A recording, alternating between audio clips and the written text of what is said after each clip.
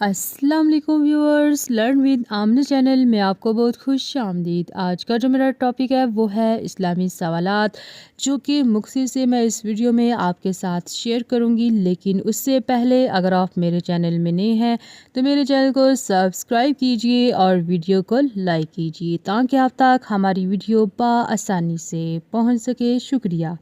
چلے اب چلتے ہیں اپنے مین ٹاپک کی جانب۔ سوال نمبر 1، کتمان سے کیا مراد ہے؟ جی تو اس کا جواب ہے کتمان سے مراد چھپانا ہے۔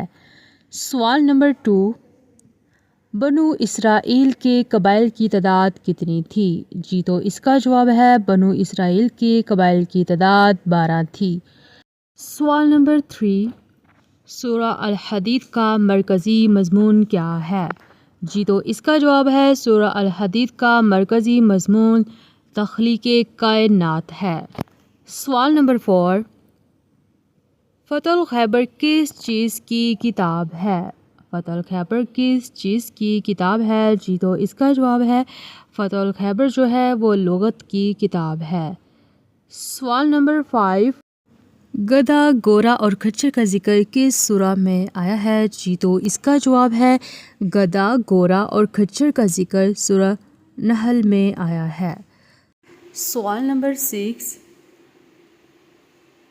آیت تطہیر کا نزول کہاں ہوا؟ آیت تطہیر کا نزول کہاں ہوا؟ جی تو اس کا جواب ہے آیت تطہیر کا نزول حضرت سیدہ ام سلمہ رضی اللہ تعالی عنہا کے گھر میں ہوا۔ سوال نمبر 7، قرات کا اختلاف کس جنگ میں ہوا؟ قرات کا اختلاف کس جنگ میں ہوا؟ جی تو اس کا جواب ہے قرات کا اختلاف ارمینا میں ہوا۔ سوال نمبر 8، روح القرآن کون سی سورہ ہے؟ روح القرآن کون سی سورہ ہے؟ جی تو اس کا جواب ہے روح القرآن سورہ یاسین کی سورہ ہے۔ سوال نمبر 9، یمامہ کس کے قریب جگہ ہے؟ یمامہ کس کے قریب جگہ ہے؟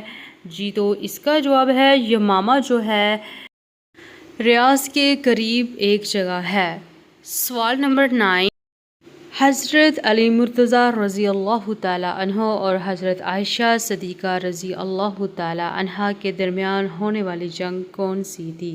جی تو اس کا جواب ہے حضرت علی رضی اللہ تعالی عنہ اور حضرت عائشہ صدیقہ کے درمیان جو جنگ ہوئی وہ جنگ جمل ہے۔